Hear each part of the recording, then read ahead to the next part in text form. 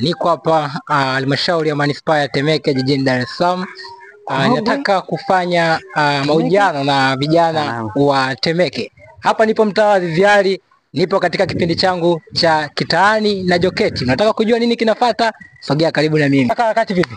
Mambo yanasemaje? Mdogo mdogo. Unaposikia jina la Mheshimiwa Joketi Alban Mwegelo, nafikiri sio jina geni.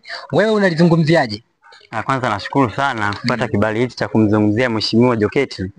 Mimi naitwa Godfrey George. Naishi hapa Bokolani, mtaa wa Viviari.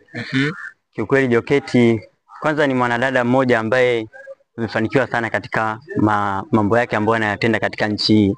Kwanza kabisa amewahi kuwa mkuu wa wilaya Temeke hapa. Tuliona kazi yake aliyoifanya mwanzo mpaka mwisho.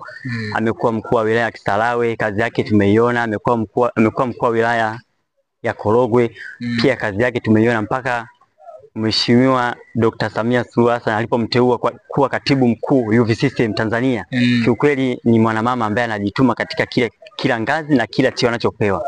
Na umesema kwamba jitihada zake zimefanya na kuonyesha kwamba analeta mchango mkubwa sana katika taifa letu. Je, wewe kama kijana una lipi la kujifunza kutoka kwa Mheshimiwa Joketi Mwegelo? Kwanza Mheshimiwa Joketi ni mpambanaji. Yaani sifa yake kwanza ni mpambanaji. Kile eneo analowekwa lazima pambane.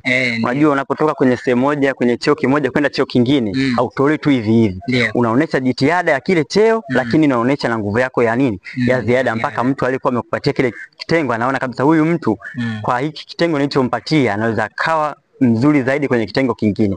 Kiukweli Joketi ni mpambanaji, lakini pia ni inspire. Ukiwa unamsikiliza anapokuwa anazungumza unaona kabisa ana inspire sisi vijana kufanya kazi. Mwisho wa siku mambo ni mazuri tu, kama unavyomuona yeye kwa kweli anapendeza sana kwenye vitengo vyake na yuko fit kabisa kwenye kile.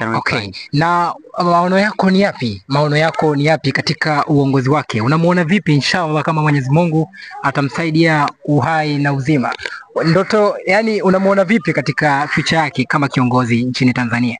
Kwa kweli Joketi sisi tunasema tunamuona mbali sana. Yaani naona kabisa ni kiongozi atakuja kuwa kiongozi mkubwa sana katika nchi.